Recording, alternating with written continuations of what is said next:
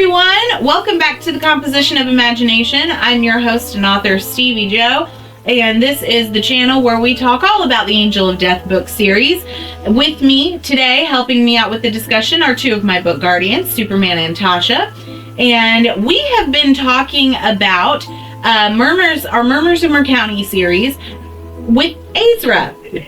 So we are in the first book of the series, in the beginning. Go back and watch Monday's video if you missed it, just so you kind of get the good background on him before we start diving in. Oh, is that what you call it? Yeah.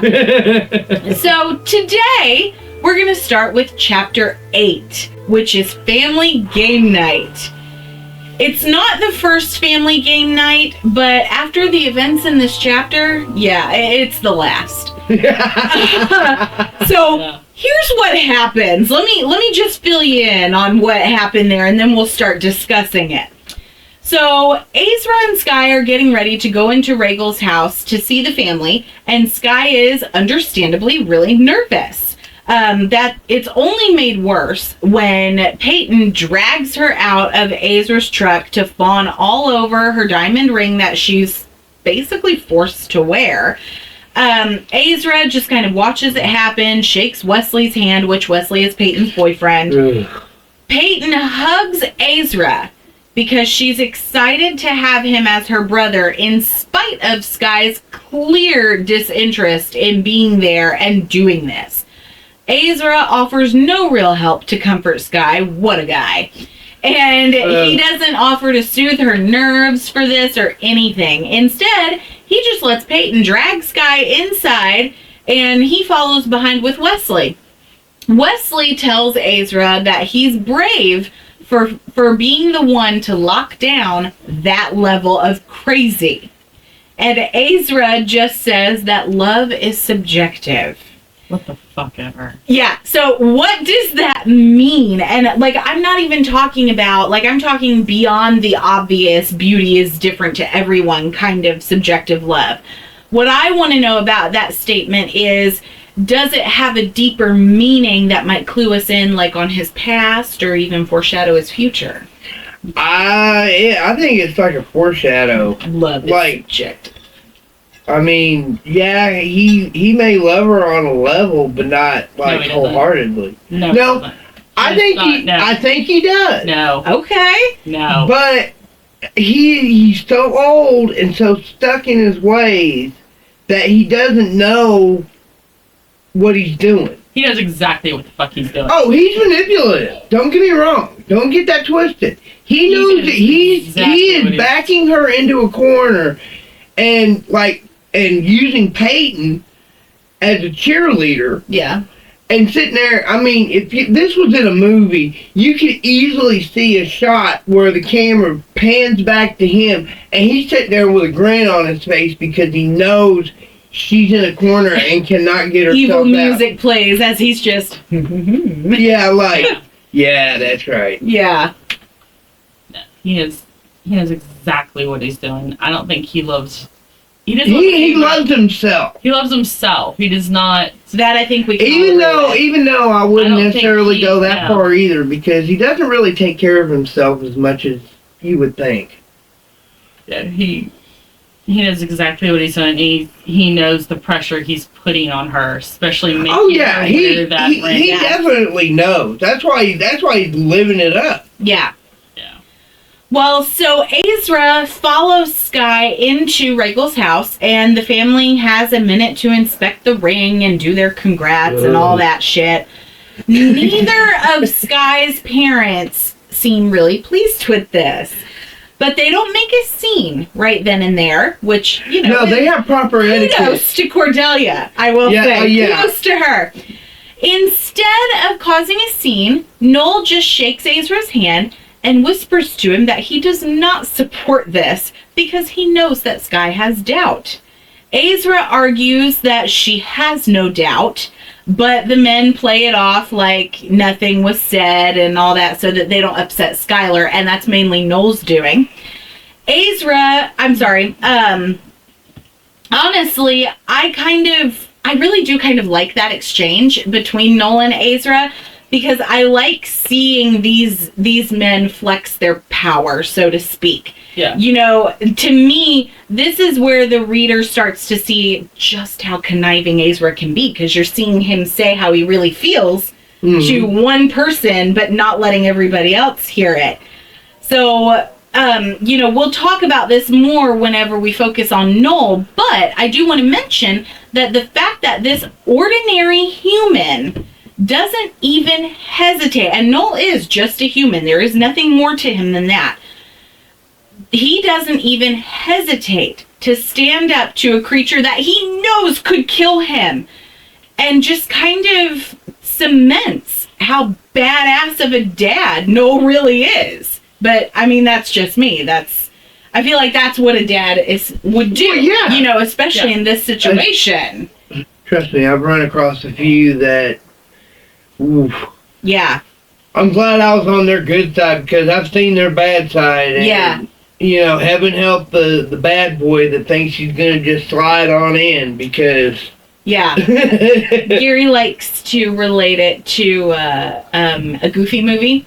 Whenever Roxanne's dad greets him at the door and is growling at him, and she comes out and is like, "It's okay, Daddy. It's all right." And he just pats her on the head, then looks at him and is like, "Rrr." That's it. He's like, "Yeah, that's what it looks like from the guy's perspective." Yeah, like, very much.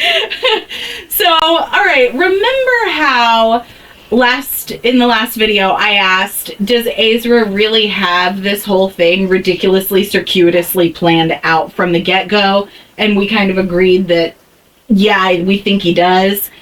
Well, much like the robot devil, just in case you didn't get that reference, he's like a quarter of the way complete with this ridiculously circuitous plan. And I feel like we can say with certainty that he planned this whole thing to trap Skye. Just based on this chapter, we can see that he planned it all just to trap Skye, because when she starts getting panicky about marrying Aezra, he says, "I don't know why you're upset," and this is a direct quote from the book. "I don't know why you're upset. You agreed to think about it and give me a decision within 24 hours. I thought you had decided." Of course, that prompts Skye. Yeah, that's a shit thing to say. That's a dick move. So, of course, that prompts Skye to fight back, as she should, and accuses him of trapping her, which is not just an accusation. No, that's a fact. Yeah. So then, when she takes out some of her frustration on Aezra right in front of the whole family, the two of them have a physical fight that sees Aezra holding Skye against the wall as he gets ready to just do the BLE right then and there. Thankfully, Skye is able to break a window and use a shard of that glass to stab Aezra right in the chest, purposefully missing his heart, and she does say she misses on purpose. He tells her she could have killed him, and she says, "Ditto, motherfucker," in so many words, while warning him that everything she does is because she wants to. And if he tries to force her into the BLE again, she will not miss next time. Then she informs the family that they will be getting married Sunday, and she hopes to see them there. What a fucking chapter. Like, yeah, that chapter was frustrating, because it's like, you just went through this, and now you're saying, yeah, everybody see you on Sunday. So here's the question. Do you think Aezra expected Skye to fight back like that in front of her family, especially in front of her family? No. And that's why she was able to sit there and get so close. Because if he had his defenses up, it would have been hard for her to get a shard that close to him. And honestly, I don't care if she purposely missed or not. I would have made sure it got deep enough that it was going to take months, if not years, for that wound to heal. Just as a reminder, hey, here's what I can do to you. Exactly. Yeah. Instead of, well, he'll heal up in, a few hours. No. This sucker's going to be so deep that he's going to be digging shards out. Well, isn't that interesting that this is one thing Aezra did not account for? So now that Skye is showing that she's not so willing to just bite the pillow, do you think Aezra's plan of attack to get what he wants will change? No. Yeah, no. No, because again, way to do it. He just, he'll find some conniving way. Yeah. But he just kind of plods along. Okay. No style points, no machismo. He just barrels on through. Oh my gosh. So, what do you think happened to Aezra after Skye left Rhaegal's house? It's never discussed, and we know that he leaves, obviously, but do you think there was another interaction with anyone in the family, or did he just kind of awkwardly, quietly walk out? Like a walk of shame? Well, he probably talked to somebody, but it's hard to say. Okay. We don't think he might have went to the Creature Comforts? Yeah. Well, yeah. And went there, to one heal up but blow off some steam. Because how dare she stand up to me? Yeah. That's an affront to my personal pride. Do we think that he had any interaction with her family before he left? I mean, they're all like staring at him. No. Maybe Wesley, but ew. But I see where you're coming from because they do have a kind of rapport. They actually talk to each other. Yeah. That's about it. Okay. Blessed Implosion, 5th in the Angel of Death series, now available at StevieJoAuthor.com. Okay. Well, Chapter 10 sees Aezra going to his dear friend Julia for comfort and advice. He's sitting at Alchemic Falls with her. And now, I know we haven't touched on Julia very much, and we will, but for the purposes of this particular moment, it is important to remember that she's paralyzed from the waist down. And when she puts her feet in the water of Alchemic Falls, she's no longer paralyzed. Interesting. Aezra, on the other hand, does not dare get close enough to the water to be able to dip like a fingernail in, let alone like his whole bottom half. So why do you think that is? Why is Aezra seemingly afraid, if you want to call it that? Oh, because the merfolk will kill him. You think so? Between that and the fact the power of the Alchemic Falls may be deadly to him. What do you... Hold that thought. Why do you think the merfolk would want to kill him? Sorry. I didn't want to forget my question. I just think one, it would be a food source. Two, they know nobody would really miss him. Yeah. So it's a little bit of maybe he's had some poor interaction in the past, but also because we do know that they are ruthless. Yeah. In there. Okay. When they're hungry, yeah. Yeah. So, okay. Why do you think the magic would negatively impact him? It could be going back to the species. Okay. Sort of like, the old using holy water. Yeah. Well, that magical water, because even for humans, it does something to them. Yeah. So if he were to go in, hell, it might be like battery acid to him, and it burns him up. I'm thinking like xenomorph acid blood. Yeah, in a way, it could be. I mean... Tasha's like, yes, please make this happen. I was thinking of Who Framed Roger Rabbit. Oh, yeah, when he's dipped in the... Oh, man, don't bring that up. I know, all of our childhoods are traumatized by that. Thanks, Christopher Lloyd. Yeah, I hated that scene. Aezra does not stay long with Julia because their little pep talk gave him an idea. And he goes straight to Skye's, knowing she's probably still going to be angry, but he believes he can calm her because this is a quote as well, he always calms her. He manipulates her. Does that statement, to Tasha's point, does that statement mean exactly what it says at face value, or is there something more to calming her? No, he goes into her mind and messes with her mind. the whole relationship. That's all it's been. It's all a mind fuck. It is. Okay, and we're gonna start kind of trying to tear that apart a little bit to see. Could be, or it could be more of a sexual nature. Okay, so he calms her with his libido. Yeah. Yeah. Okay, even though she hasn't really ever gotten off with him, but yeah, he apparently that calms her down enough. In his mind, he's Don Juan, the greatest guy ever. So Skye lets him into her little house lab that she has. He apologizes for last night because it is just time-wise, it's the next day now. He apologizes, and Skye wonders if he's sorry. She asks a legit question. Is he sorry because he tricked her, or is he sorry because he tried to change her? And he just says that was a grave mistake on his part. So, a half apology, I guess. That wasn't even a good apology. But which half is he apologizing for? What was a grave mistake on his part? And do you really think he's sorry at all? No. So it just continues to be lip service. Yeah.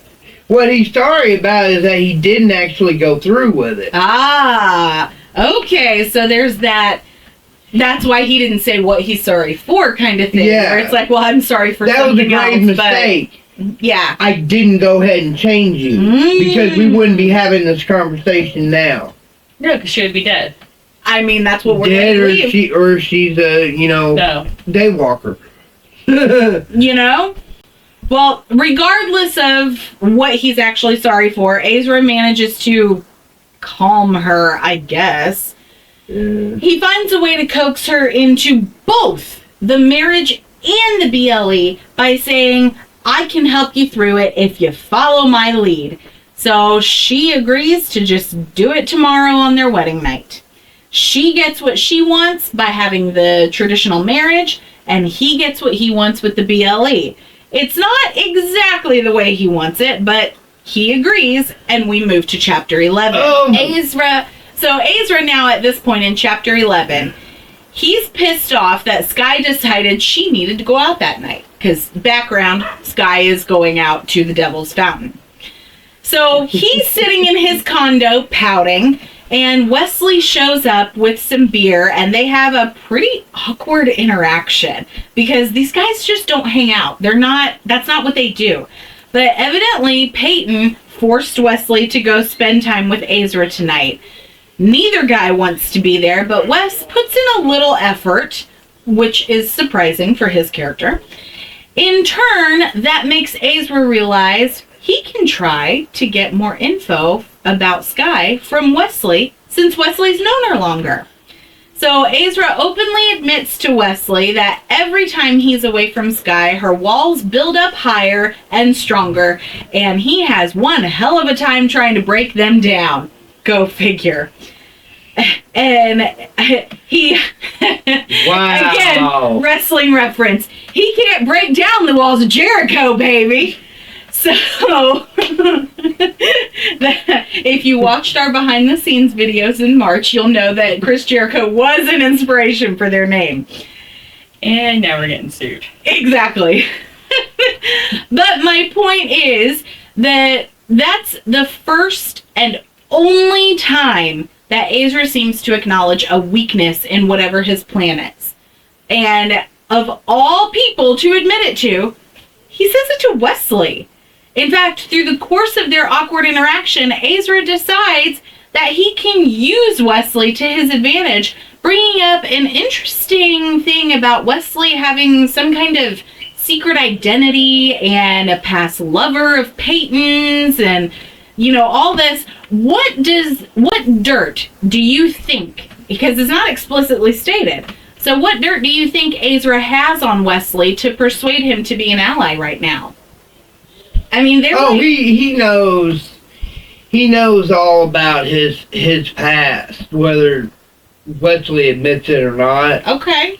And as hard as Wesley's trying to hide it, because, he's working with Noel and all that, And I'm a good person. I'm a good person. Look, I went to seminary school. Look at that. I did this. Automatic good person, right? Yeah.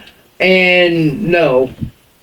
So he's going to use that and the fact that he's that close to the Jericho family. That's true, because he's in, basically. You know? Unfortunately, so, what do you actually think the dirt is about Wesley's past? Like, what are we missing? We'll talk more about it when we talk about Wesley, but a closet serial killer. I wouldn't be surprised.